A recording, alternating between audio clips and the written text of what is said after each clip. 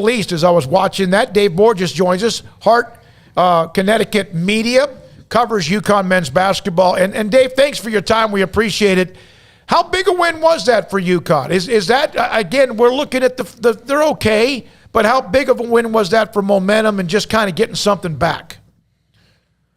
Well, it was huge because really maybe the biggest reason is because they hadn't beat Villanova in 8 years. And in fact, they hadn't beaten them since Dan Hurley took over 4 years ago. Villanova had won fourth straight over them since Hurley took over, including about 2 weeks ago in Philadelphia when they really beat UConn pretty handily. So it was important to kind of get over that hump for UConn and for Hurley to prove that they can beat the team that's really been the top program in the Big East for about a decade now. All right, so explain why he was thrown out last night.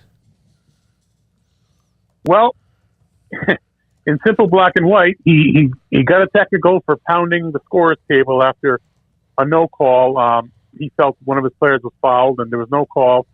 Dan seemed to say after the game that he pounded the table simply because he was upset that his player had missed the layup. But he is no doubt he let out some expletives, got the technical. At that point, he was missed a little bit, but it was over and done with. The kid goes to the free throw line to shoot the technical foul shot. Dan turns around to pump up the crowd, waving his arms in the air to get the crowd noisy so they could distract the foul shot. And they did, and the referee took umbrage to that and thought he was kind of showing the ref up, and he slammed Dan with a second technical, which is the automatic ejection. So what was his response after all that?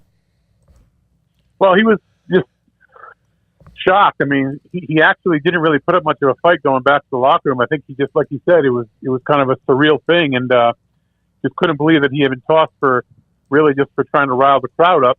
And I think there's a little history between him and the referee there, and there's certainly been some friction with Dan and the refs throughout this Big East season a couple of different times.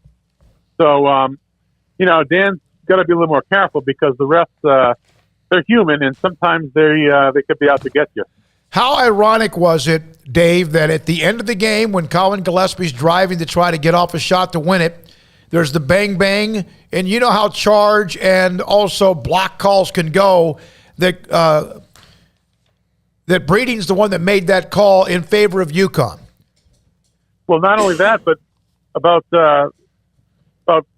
15 seconds earlier, Gillespie was trapped in the corner of a full court press and looked like the two UConn guys were all over him and really kind of, and not only was no foul call, but it was a jump ball possession situation, which gave the ball back to UConn. And so two key calls down the stretch go UConn's way. Sometimes I was talking to someone at halftime, an NBA guy at halftime, you're saying, this might serve to, with the crowd going crazy and going, shouting obscenities at the refs, this might help UConn getting some calls down the stretch, and maybe it did. What do you think the ceiling is for this UConn team? The ceiling? I think that they're a team that can get to the Sweet 16, win a couple of games, get to the second weekend of the NCAA tournament. Depending on matchups after that, we'll see. I don't think this team is built to win 6 games in the tournament. They're just a little too streaky with their outside shooting, with their guard play. After R.J. Cole, they haven't had really consistent guard play, and you need those kind of things in the tournament. But they can get hot. They can beat a couple of teams. So I don't know. I'd say second weekend of the tournament would be my guess. But it's so wide open because, as you know, there's so much parity in college basketball these days that there's dozens of teams that could make a run and even surprise people to get to the Final Four. What was that like, Dave, to see the court storming? I mean, that's not something you think that UConn storms the court all that often, but I mean, you mentioned it, the losing streak, just the wanting to be back on the mountaintop, the craziness going on there at the end of the game. I mean, what kind of a special night was that for UConn basketball?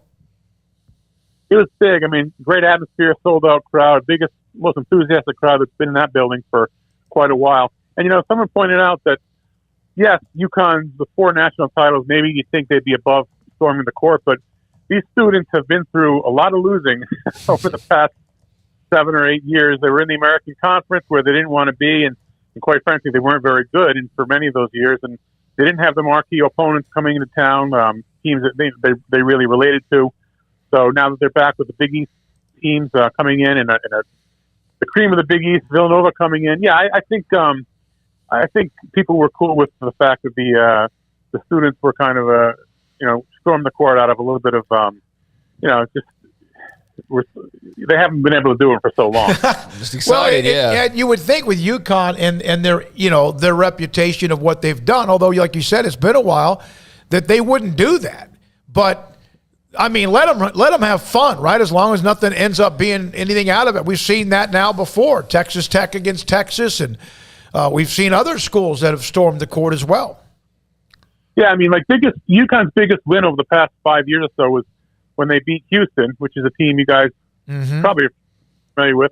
Obviously, a very good team. 2 years ago, in their home season home finale, they beat Houston. Houston was ranked at the time, not the Final Four year, but the year before that. So, but again, there's no real rivalry between UConn and Houston, and it's just different. A Big East rival, an original Big East team. Top 10 team. It's a little bit different for the UConn fan base, so they were really excited about that win.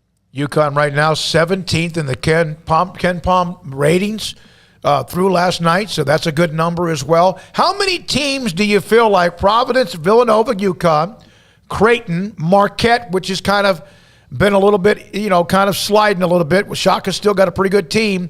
How deep do they go in that conference with the number of teams who make the tournament? Yeah, I think it could be 6 or 7. I mean, I think Seton Hall has pretty good metric numbers. They haven't been. I think they have a losing record in the league right now. But if you go by sort of the Ken Pom and the net and stuff like that, their numbers are pretty good. In fact, Creighton's numbers aren't that great in that, but I think they're practically a top 25 team with the way they played lately. So yeah, those teams you mentioned, I think Seton Hall, and I think who am I forgetting? Am I forgetting one? Like you said, Marquette. Creighton, Xavier's another team that's on the bubble, maybe inside the bubble right now. So yeah, you're looking at 6 or 7 teams in that league possibly. Hey Dave, we appreciate your time. It was an exciting. We're starting to see that almost March Madness feel as we get closer as this season starts to wrap up. Conference lines on seedings, NCAA tournaments. Thanks for your time. Enjoyed the atmosphere. Appreciate your time today. All right, thanks a lot, guys. Good talking to you. Dave Borges again. Hart, Connecticut media covered UConn last night. UConn is got a 17th Ken Pom, Marquette 33.